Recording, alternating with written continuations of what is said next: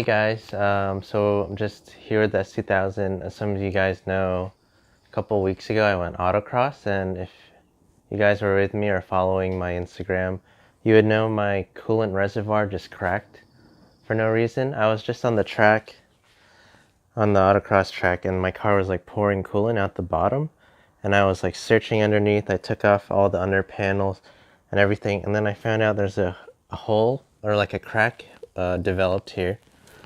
So for now, at the track, I duct taped it. So we'll take it off. Yeah, look, there's a massive hole there. The hole wasn't that big, it was just a crack, but then I touched the crack and it would just poke through like it was like a thin lollipop or candy or something. I bought the car just completely stock. I've never messed with the reservoir or anything. I mean, it's not really something I'm used to having to fix or a problem spot. But yeah, so there's a big hole here now because I poked it at the track just to see the crack, and it just popped through really easily. I finished the rest of the autocross day because the reservoir, like, it's sealed off because of the cap and stuff, so I just shut it during the race, and it never overheated or anything. But I've got a replacement reservoir that I'm going to install. It's just another OEM replacement. I didn't buy one of those fancy aluminum ones or anything like that. I don't think I go that hard. So anyone with an S2000, make sure when you buy it to make sure the reservoir is in good condition, I guess. I didn't really see anything about them being known to crack, but mine just fell apart like it was, I don't know, it's just super brittle. Like I just poked it and that hole happened. So let's get to removing it and replacing it. I guess we'll just remove this. So I'll just take off the cap.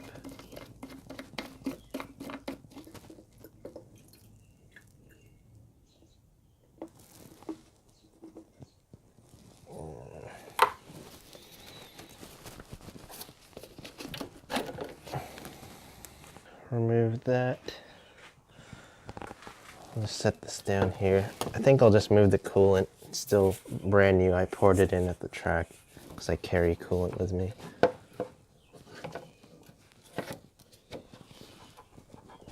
This one's a lot more snug. So there's a max fill line. Let's see. Maybe I'll replace this too. Okay, there's a tube.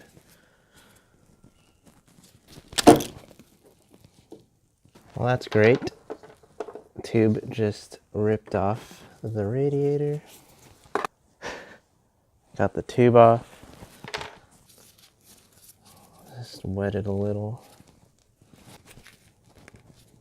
I don't think this old cap will fit. Oh, maybe it does. But we'll just use the one it comes with. It has a new rubber seal and everything, so. Slide that on.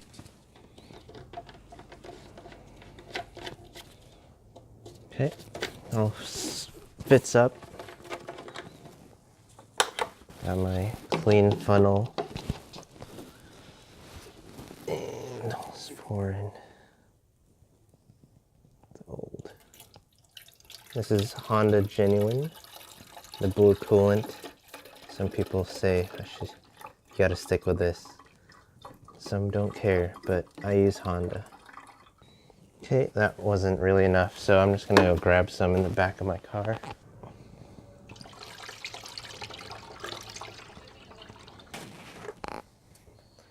That should do it. There's a little bit of spillover. Put the new, yeah, it's pretty secure. Here's the new reservoir. Keep it nice and snug. And that should do it. Let's take a look at the old one. But yeah, guys, take a look at that. It's pretty bad. Looks like it's a genuine Honda one. It's got the markings on it. But look, here, it's chipping. It's cracking off. Shouldn't do that. So this is garbage. So if you guys have an AP1, This one has around 130,000 miles. Might be a good idea to check your coolant reservoir if you're going to go race and stuff. I've always used OEM coolant in this car. I always check my fluids and everything. But this is not acceptable. So keep an eye out to see if you guys have any cracks on your coolant reservoir, or maybe just replace it ahead of time if you decide to go to the track. But anyway, until next time, this is just a really short video. It's easy to replace, so yeah, keep an eye out on your AP1 coolant reservoirs, I guess.